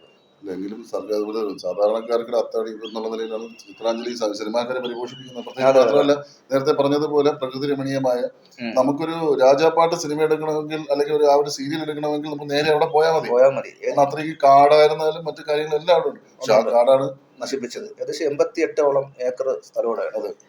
ശരിക്കും അതിനൊക്കെ കൂടുതലുണ്ട്. അതിപ്പോൾ ഏകദേശം 88 ഏക്കറാണ് എൻ്റെ ഒരു അറിവിൽ ഉള്ളത്. ഇത് കൃത്യമായി എല്ലാ സംവിധാനങ്ങളോടും ഉപയോഗിച്ച് കഴിഞ്ഞാൽ കേരളത്തിലെ തന്നെ അല്ലെങ്കിൽ ഇന്ത്യയിൽ തന്നെ ഏറ്റവും മികച്ച സ്റ്റുഡിയോകളിലൊന്നും ആക്കാൻ പറ്റുന്ന എല്ലാ സംവിധാനം അവിടെ ഉണ്ട്. ഉണ്ട്. തീർച്ചയായിട്ടും സെൻസർ ബോർഡ് വരെ അവിടെയാണല്ലോ സ്ഥിതി ചെയ്യുന്നത്. അതെ. അപ്പോൾ അത് സർക്കാർ കൃത്യമായ പ്ലാനുകൾ ചെയ്തു കഴിഞ്ഞാൽ സിനിമ ഒരുപാട് ഷൂട്ടിംഗ് ലാഭിക്കാൻ സാധിക്കും. കാര്യം എല്ലാ ഫ്ലോറുകളും അതിൻ്റെ അകത്തുണ്ട്. അതെ അതെ. ഒരേ സമയം എത്ര ഫ്ലോർ ചെയ്യാൻ സാധിക്കും. ഫോറസ്റ്റ് ഉണ്ട്. ഇന്ന് ഫോറസ്റ്റ് ഷൂട്ട് ചെയ്യാൻ പെർമിഷൻ എടുക്കാൻ ഭയങ്കര ബുദ്ധിമുട്ടാണ്. അവിടെ ചെന്ന് കഴിഞ്ഞാൽ അത് പറ്റുമായിരുന്നു. അപ്പോൾ ഇപ്പൊ ശരിക്കും ചിത്രാഞ്ജലി പരിപോഷിപ്പിക്കുന്നതിന് പകരം ചിത്രാഞ്ജലിയെ കൊന്നു എന്ന് വേണമെങ്കിൽ പറയാം. ഇതേ പഴയ രീതിയിലാക്കിയെടുക്കാൻ എത്ര വർഷം എടുക്കും ഇനി? ഒരു മരം തൈ നട്ട് അതിനെ വളർത്തിയെടുക്കണം. അതെ, വനവൽക്കരണം നമ്മൾ തുടങ്ങണം. വേണം. നല്ല കാലാവസ്ഥയായിരുന്നു. അതെ, അവിടെ തണുത്ത ഒരു വേനൽ കൂടുതൽ വെയിൽ പ്രശ്നം വരുന്ന സാധനം. അതിപ്പോ നശിപ്പിച്ചോട് കൂടി സിനിമ, എനിക്ക് തോന്നുന്നു സിനിമയെ ഏതൊരു വേരോടെ എടുത്ത് കളയുന്ന രീതിയിലുള്ള പ്രവണതയാണ് സർക്കാർ കാണിച്ചോണ്ട്. അത് പഠിക്കാൻ നമുക്ക് സിനിമ ചെയ്യുമ്പോൾ സിനിമയെ കുറിച്ച് ആധികാരികമായിട്ട് മനസ്സിലാക്കണം. നേരത്തെ പറഞ്ഞതുപോലെ ഒരു പുതിയ നിർമ്മാതാവിനെ ചെന്ന് ചാക്കിലാക്കി മറ്റേ ആൾക്കാർ സിനിമയിൽ എടുക്കുന്നു. അതുപോലെയാണ് പലരും പല പദ്ധതികൾ ആദ്യം കൊണ്ടു കൊടുക്കുമ്പോൾ സർക്കാർ അതിന്റെ ബാക്കിൽ നിന്ന് പോകുന്നതാണ്. ഫണ്ട് കിട്ടണ്ടേ? ഫണ്ട് അനുവദിച്ചിട്ട് കാര്യമില്ലല്ലോ. മനസ്സിലായി. ഫണ്ട് കൃത്യമായിട്ട് കിട്ടണം, കൃത്യമായിട്ട് വിനിയോഗിക്കണം. എന്തെങ്കിലും മാസ്റ്റർ പ്ലാനിന്റെ ഭാഗമായിട്ടാണോ ചെയ്തത്? അങ്ങനെയാണ് പറയുന്നത്. എന്നിരുന്നാൽ പോലും വനം നശിപ്പിക്കേണ്ട ആവശ്യമില്ലായിരുന്നു. മരങ്ങൾ മുറിച്ച് മാറ്റേണ്ട ആവശ്യമില്ലായിരുന്നു. ബിൽഡിംഗ് വരുന്നത് മറുവശത്താണ്. പക്ഷേ എയർപോർട്ടിന്റെ വിഷയം പറഞ്ഞുകൊണ്ട് ഹൈറ്റ് കുറച്ചാൽ മാത്രം മതി. അത് ചെയ്തിട്ടില്ല. മരം വേരോടെ മുറിച്ച് കളഞ്ഞു. പലയിടത്തും നമ്മൾ പറഞ്ഞ പോലെ സെൻസർ ബോർഡിന്റെ വിഷയമായിരുന്നാലും നമ്മുടെ ചലച്ചിത്ര അക്കാദമി, നമ്മുടെ KSFDC, ശരിക്കും KSFDC ഓഫീസിൽ ഇരിക്കുന്ന വഴുതക്കാടാണ്. ശരിക്കും അതിന്റെ ആവശ്യമില്ല. ശരിക്കും അത് ചിത്രാഞ്ജലിക്കകത്ത് കൊണ്ട് വെച്ച് കഴിഞ്ഞാൽ കുറച്ചും കൂടെ സജീവമാവും. എല്ലാ സംവിധാനം അവിടെ ഉണ്ട്, സ്ഥലമുണ്ടല്ലോ. ചെയർമാനുണ്ട്. ചെയർമാൻ സ്വാഭാവികമായിട്ട് എല്ലാ കാര്യങ്ങളും മനസ്സിലാക്കാനുള്ള സംവിധാനം കിട്ടും. ഇത് സ്റ്റുഡിയോടടുത്ത്, ഓഫീസ് വേറൊരിടത്ത്. ഇതൊക്കെ മാറ്റി കൃത്യമായ സ്ഥലങ്ങളിൽ പ്ലാനോട് പോയി കഴിഞ്ഞാൽ കലാമേഖലയെ കുറച്ചും കൂടെ പോഷിപ്പിച്ചെടുക്കാൻ. ഇതുകൊണ്ടായിരിക്കും വരുന്ന ആൾക്കാരെല്ലാം ഇതിന്റെ ഈ സിസ്റ്റത്തിന്റെ പിന്നാലെ പൊയ്ക്കൊണ്ടിരിക്കുന്നത്. അവർക്ക് ഇതിനെ രക്ഷപ്പെടുത്തണമെന്ന് അങ്ങനെ ഒരു സംവിധാനം ഇല്ല. അത് അവരൊരു നേരം പോക്കാണ്. പോസ്റ്റിൽ വന്നിരിക്കുന്നു, അവരെ ചുമതല കഴിയുന്നു, അവരങ്ങ് പോകുന്നു. അത്രേ ഉള്ളൂ. അപ്പൊ ഈ പറയുന്നതെല്ലാം വെറും വാക്കുകൾ. എനിക്ക് തോന്നുന്നു ഗണേഷ് കുമാർ അന്ന് മന്ത്രിയുടെ സമയത്താന്ന് തോന്നുന്നു തിയേറ്റർ നവീകരണം കുറച്ച് നടന്നിട്ടുണ്ട്. സാംസ്കാരിക സമയത്താന്ന് തോന്നുന്നു. അപ്പോൾ അത് പിന്നെ അത് മുന്നോട്ട് കൃത്യമായിട്ട് കൊണ്ടുപോയിട്ടില്ല. സിനിമയായി ബന്ധമുള്ള ആൾക്കാർ അതിന്റെ തലപ്പത്ത് വരുമ്പോൾ സ്വാഭാവികമായിട്ട് അതിനകത്ത് അറിയാൻ പറ്റും. സെൻസർ ബോർഡിൽ ഇരിക്കുമ്പോൾ പാനൽ മെമ്പേഴ്സ് വ്യക്തമായിട്ട് അറിയാം സിനിമയായിട്ട് ഒരു ബന്ധമില്ലാത്തവരാണ് നല്ല ശതമാനം ഇരിക്കുന്നത്. സെൻസർ ബോർഡിലെ പാനൽ മെമ്പേഴ്സ് പലപ്പോഴും പരാതി കേട്ടിട്ടുള്ളതാണ്. അപ്പൊ ഇവർക്ക് സിനിമയെ കുറിച്ച് ഒരു ഗ്രാഹ്യമില്ലാത്ത വ്യക്തികളെ എന്തുകൊണ്ടാണ് അവിടെ കൊണ്ടിരുത്തുന്നത് പാനൽ മെമ്പേഴ്സ് ആയിട്ട്? എത്രയും നല്ല സംവിധായകരുണ്ട്, എത്ര എഴുത്തുകാരുണ്ട്, നിർമ്മാതാക്കളുണ്ട്. പലപ്പോഴും വാർഡ് കൗൺസിലർമാർ വരെ അതിരിക്കാറുണ്ട്. സിനിമ എവിടെ എന്താണ് സെൻസർ ചെയ്യുമ്പോൾ എന്താണ് സിനിമയുടെ ഒരു സെൻസർ ചെയ്യുമ്പോൾ ഉണ്ടാകുന്ന നഷ്ടം, ആ ടെക്നിക്കലിയും കൂടെ മനസ്സിലാക്കണം. ഒരു സിനിമത്തിൽ ഷോർട്ട് എടുത്ത് കളയുമ്പോൾ എനിക്കൊരു സംഭവം ഉണ്ടായിട്ടുണ്ട്. ഫസ്റ്റ് ഞാൻ പറഞ്ഞ് കൺവേ ചെയ്തപ്പോൾ പ്രശ്നം ഞാൻ സോൾവ് ചെയ്തു. പുതിയൊരു പ്രൊഡ്യൂസറെ സംബന്ധിച്ചിടത്തോളം, ഞാൻ ഡയറക്ടറും പ്രൊഡ്യൂസർ ആയതുകൊണ്ട് സംസാരിച്ച് ഞാൻ ക്ലിയർ ചെയ്തു. ഒരു പുതിയൊരു പ്രൊഡ്യൂസറെ സംബന്ധിച്ചിടത്തോളം സെൻസർ പറയുന്ന അവർ സൈൻ ചെയ്തിട്ട് ഇറങ്ങി വരികയാണ്, ഇത്ര കട്ടിയാണ് ഓക്കെ എന്ന് പറഞ്ഞാൽ സൈൻ ചെയ്തിട്ട് ഇറങ്ങി വരികയാണ്. ഭാഗമായിരിക്കും. അപ്പൊ അതൊക്കെ സെൻസർ ബോർഡ് ഇപ്പോൾ എനിക്ക് തോന്നുന്നു ഏത് രാഷ്ട്രീയ പാർട്ടിയാണോ അതിന്റെ വാല് പിടിച്ച പോലെയാണ് സെൻസർ ബോർഡ് വെച്ചുകൊണ്ടിരിക്കുന്നത്. സെൻസർ ഏത് സിനിമയ്ക്കായിരുന്നാലും സർട്ടിഫിക്കറ്റ് A ആണോ U ആണോ ആണോ എന്തായിരുന്നാലും സിനിമ കണ്ടിട്ട് വിലയിരുത്തി കൊടുക്കുക എന്നുള്ളത്. അല്ല കട്ടിന്റെ ആവശ്യം അവിടെ വരുന്നില്ല. വിദേശ രാജ്യങ്ങളിൽ അങ്ങനെ കട്ടില്ലല്ലോ. ഇവിടെയുള്ള കട്ടില്ല. അത് സെൻസർ ബോർഡ് കൃത്യമായി വീക്ഷിച്ച് എന്നെ ചെയ്യണം. അത് ചുമ്മാ കട്ടെന്ന് പറഞ്ഞ് സിനിമയുടെ ഒരു നിലവാരം നഷ്ടപ്പെടും. ഒന്ന്, ചിലപ്പോൾ ഇത് സ്റ്റേറ്റ് ലെവലിലോ നാഷണൽ ലെവലിലോ മത്സരിക്കേണ്ട സിനിമയായിരിക്കും ഒരു പക്ഷേ. ആ ഒരു കണ്ടന്റ് പോകുമ്പോഴായിരിക്കും അത് ആ മത്സര രംഗത്ത് നിന്ന് പുറത്താവുന്നത്. അപ്പൊ അതൊക്കെ ഒന്ന് പഠിച്ച് അറിയാവുന്ന വ്യക്തികളായിരിക്കണം. പലരുടെയും രാഷ്ട്രീയ വിദ്വേഷത്തിന് വരെ സിനിമ വിധേയമായിട്ടുണ്ട്. നമ്മുടെ സുരേഷ് ഗോപി ചേട്ടന്റെ സിനിമ അത് ഇതായിരുന്നു. ഇപ്പൊ വിജയുടെ സിനിമ ഇപ്പോ പ്രതിസന്ധിയിലാണ്. അത് നേരത്തെ പറഞ്ഞാൽ എനിക്ക് തോന്നുന്നു രാഷ്ട്രീയ വൈര്യം തീർക്കുന്ന ഒരു സംഭവത്തിലാണ്. തീർച്ചയായിട്ടും അല്ല, ഈ സുരേഷ് ഗോപി ഇപ്പൊ ഒരു കേന്ദ്രം ഭരിക്കുന്ന ഒരു പാർട്ടിയുടെ ഭാഗമാണ്, അദ്ദേഹം എം പി ആണ്. എന്നിട്ടും Janaki versus state of Kerala എന്ന സിനിമയ്ക്ക് വെട്ടുകൾ വന്നു. പല കോടതികളിൽ ആ ഒരു സിനിമ നമ്മുടെ മലയാളത്തിൽ ആദ്യം സജീവമായിട്ട് ചർച്ച വരുന്ന സിനിമ. ഇപ്പൊ ജനനായകന് ഇതായിട്ടിരിക്കുന്നു. അപ്പൊ ഇതിനകത്ത് സിനിമയ്ക്കകത്ത് രാഷ്ട്രീയം വേണോ? സിനിമയ്ക്കകത്ത് രാഷ്ട്രീയത്തിന്റെ ആവശ്യമില്ല, പക്ഷെ പൊളിറ്റിക്സ് പറയാലോ സിനിമയിൽ. അല്ല, പറയുമ്പോഴാണ് രാഷ്ട്രീയ ഇടപെടലുകൾ വേണോ? അതാണ് ഞാൻ ഉദ്ദേശിച്ചത്. രാഷ്ട്രീയ ഇടപെടലിന്റെ ആവശ്യമില്ല. കാരണം രാഷ്ട്രീയക്കാർ സെൻസർ ബോർഡിൽ ചെയർമാൻ ഇരുന്നാൽ പോലെ, അല്ലെങ്കിൽ മറ്റേ ഓഫീസർ ഇരുന്നാൽ പോലെ. ഓരോ വ്യക്തിക്കാരുടെ ക്വാളിറ്റിയും കാര്യങ്ങളും ഉണ്ട്. അവർ പഠിച്ചിട്ടാണല്ലോ അവിടെ ഇരിക്കുന്നത്. ഒരു ഡോക്ടറെ നിയമിക്കാതെ നമുക്ക് വേറൊരാളെ വെക്കാൻ പറ്റില്ല, ഒരിക്കലും പറ്റില്ല. ഓപ്പറേഷൻ അറിയാവുന്നതല്ലേ വെക്കാൻ പറ്റത്തുള്ളൂ. അതേപോലെ തന്നെയാണ് കാര്യം. പൊളിറ്റിക്കൽ ഇൻഫ്ലുവൻസ് ആണ് ഒരു കണക്കിന് ഏറ്റവും കൂടുതൽ ദോഷം ചെയ്യുന്ന സിനിമയ്ക്ക്. സിനിമ മാത്രം എല്ലാ മേഖലയും ഉണ്ട് കേട്ടോ. കാര്യം ഇപ്പം കേന്ദ്രം ഭരിക്കുന്ന ഏത് മിനിസ്റ്ററാണോ, ഏത് രാഷ്ട്രീയ പാർട്ടിയാണോ, അവരെ ഇൻഫ്ലുവൻസ് തന്നെയായിരിക്കും ഇതിൻ്റെ അകത്ത് ഉണ്ടാകുന്ന ഒന്ന്. രണ്ടാമത്തത്, അവരെ ഓരോ പാനൽ മെമ്പേഴ്സിനടുത്ത് പഠിച്ചു കഴിഞ്ഞാൽ നാഷണൽ നമ്മുടെ കേന്ദ്ര സർക്കാരിൻ്റെ വൈബ് നോമിനേഷൻ തന്നെയാണ് വരുന്നത്. പല പല പ്രതിസന്ധികളിലൂടെയാണ് മലയാള സിനിമ ഉൾപ്പെടെ മലയാള സിനിമകളെല്ലാം കടന്നു പോയിക്കൊണ്ടിരിക്കുന്നത്. തീർച്ചയായിട്ടും. എന്തായാലും അതിൽ നിന്നൊക്കെ വ്യത്യസ്തമായി അരുൺ ഗിലാഡി എന്നൊരു സംവിധായകൻ സിനിമയെടുത്ത് ശ്രദ്ധേയമാകുന്നു എന്നത് മലയാളികളെ സംബന്ധിച്ച് നമുക്ക് എല്ലാവർക്കും അഭിമാനിക്കാവുന്നതാണ്. ഇനിയും വളരെ ഉയരങ്ങളിലേക്ക് എത്തട്ടെ എന്ന് നമ്മൾ പ്രത്യാശിക്കുന്നു. നന്ദി, നമസ്കാരം.